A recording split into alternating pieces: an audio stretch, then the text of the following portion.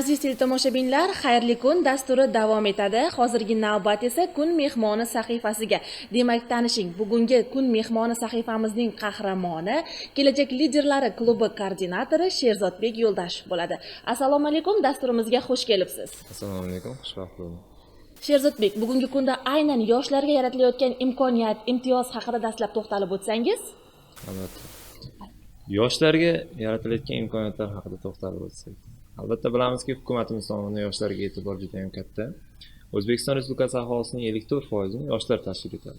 Yoshlarga oid davlat siyosati to'g'risidagi qonun qabul qilingan bilamizki, va bundan tashqari hozirgi kunda bevosita hozir aytib o'tgan Kelajak liderlari klubi ham yoshlarga yaratilayotgan imkoniyat deb bilaman. Kelajak liderlari klubini tashkil etishdan asosiy maqsad ham mana shu yoshlarga bo'layotgan imtiyozlarni kengaytirish, yoshlarga yaratilayotgan imkoniyatlarni kengaytirish deb bilaman. Masalan, o'qishga qabul qilishda ilgarilar faqat bitta fanga topshirardi, bitta yo'nalishga topshirardi. Hozir 5 ta yo'nalishga topshiradi yoshlar. O'zlarining bilimini kengroq sinab ko'rish imkoniyatlari yaratilyapti. Bundan tashqari oliy ta'limga qamrov masalasiga alohida to'xtalib o'tilgan bo'lsak, ilgarilar 9% ni tashkil qiladi bitiruvchilarning oliy ta'limga qamrovi. Hozir 3 baravarga oshib 28% ga yetdi. So'nggi 5 yilda 67 ta yangi oliy ta'lim muassasasi va uning filiallari faoliyatini boshladi. Bu ham yoshlarga yaratilayotgan imkoniyatlardan biridir. Bundan tashqari mana markazlar faoliyat yurityapti shahrimizda ham, butun respublika hududida. Bu yoshlarni qo'llab-quvvatlash, ularga imkoniyatlar yaratish, imkoniyatlarni kengaytirishning asosi deb bilamiz. Bundan tashqari yoshlar daftari joriy qilingan bo'lib, fermerlik faoliyati bilan shug'ullanaman degan yoshlarga 1 gektargacha masalan yerlar berilyapti, to'g'rimi? Bular ham fermerlarda ustoz shogird an'anasini joriy qilib, bir fermerga 2 ta shogird yoshlarni, tadbirkorlarni yonlariga sherik qilib olishyapti va shu orqali o'zlarining faoliyatini yo'lga qo'yishmoqda. Tadbirkorlik bilan shug'ullanaman deganda tadbirkorlik uchun yetarli imkoniyatlar bor. Ilm yo'lidan ketaman deganlarga ilm uchun yetarli imkoniyatlar bor. Hozir jamiyatimiz yoshlarni butunlay qo'llab-quvvatlash yo'lida. Albatta, to'g'ri ta'kidlab o'tdingiz. Shu o'rinda Kelajak liderlari klubini tashkil qilishidan asosiy maqsad nima edi va uning kelgusidagi vazifalari nimalardan iborat bo'ladi? Kelajak liderlari klubi butun respublika hududida qamrab olingan bo'lib, masalan, Sirdaryo viloyati haqida o'zimiz haqida to'xtalib o'tadigan bo'lsak, klubga arizalar topshirish bosqichida 4 bosqichli imtihon asosida olindi. Birinchi bosqich arizalar topshirish. Va bu bosqichda 370 dan ortiq arizalar qabul qilingan bo'lib, ulardan loyiq deb topilganlari keyingi bosqichga o'tkazildi. Bunda qaysi kriteriyalarga qaraldi? Ko'proq qaysi jamiyatda qanday yutuqlarga erishgan, o'z faoliyati davomida qanday yutuqlarga erishganligi kriteriyalarga qaraldi. Va ikkinchi bosqich test bosqichi bo'lib o'tdi. Va bu bosqichda 40 ta savol har xil turli sohalardan iborat bo'lgan iqtisod, axborot kommunikatsion texnologiyalari, ma'naviyat va huquq siyosatiga oid bo'lgan 4 xil fanga oid bo'lgan savollardan iborat test yechildi. 56 balldan yuqori bo'lganlar keyingi bosqichga o'tkazildi. 3-bosqichda essay yozildi va 4-bosqich suhbat asosida 4 bosqichdan saralanib olindi. Endi boyagi savolingizga to'xtalsak, maqsad nima? Maqsad albatta kelajak rahbarlarini desak mubolag'a bo'lmas, kelajak rahbarlarni shakllantirish. Rahbar bugungi kunda qanday sifatlarga ega bo'lishi kerak bo'lsa, shu narsalarni hozirgi klub a'zolariga o'rgatish maqsad. Aynan shu maqsad tashkil etilgan. Endi kelgusidagi vazifalarga to'xtaladigan bo'lsak, hozirgi kunda 6 oylik o'quv dasturi asosida turli seminar, treninglar tashkil etilayotgan bo'lib, bunda rahbarlik kompetensiyalari, psixologik mahorat oshirish, time management shunga qaratilgan darslar o'tilyapti.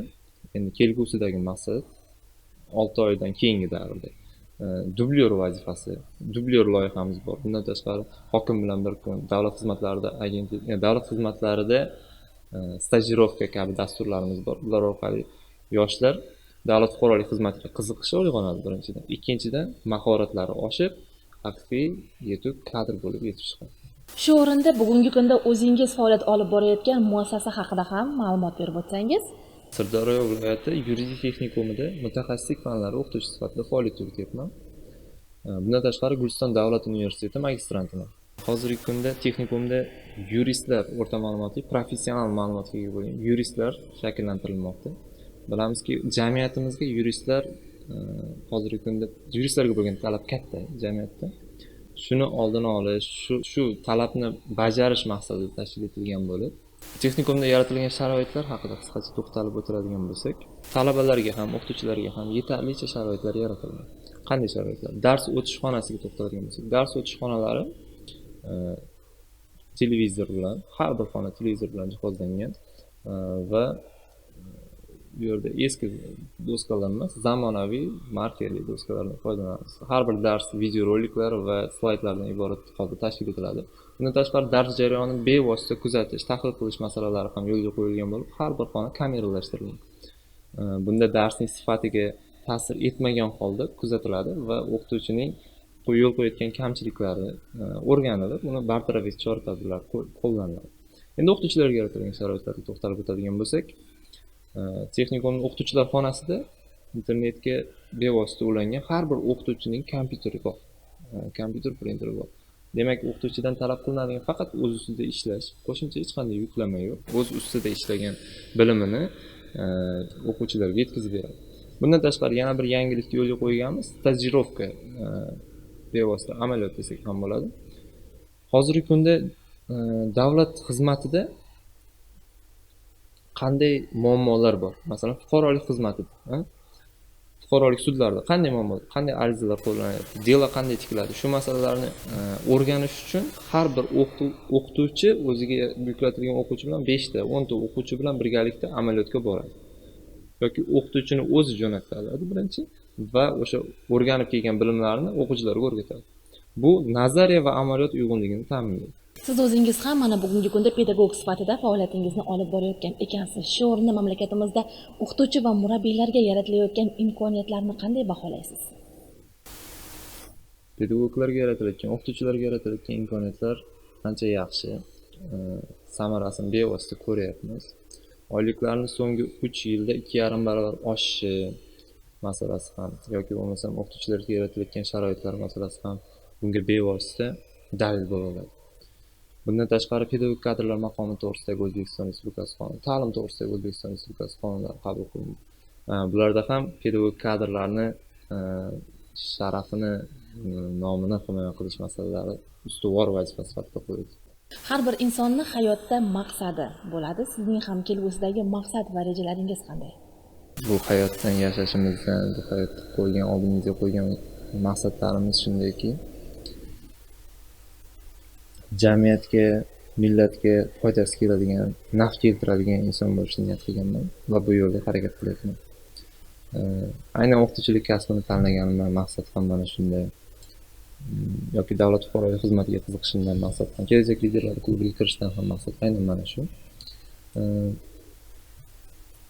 O'ylaymizki, maqsadlar mushtarakligi jamiyatni olg'a boshlaydi. To'g'ri? Jamiyat qachonki birlashib, bir kuch bo'lib, birgalikda bir maqsad sari harakat qilsa, o'sha maqsadga albatta yetishadi. Albatta kelgusidagi maqsad va rejalaringizga muvaffaqiyatga albatta erishasiz degan umiddamiz. Aziz teletomoshabinlar, eslatib o'taman, bugungi studiyamiz mehmoni Kelajak liderlari klubi koordinatori Sherzodbek Yo'ldoshev bo'ldi. Dasturlarimiz esa davom etadi.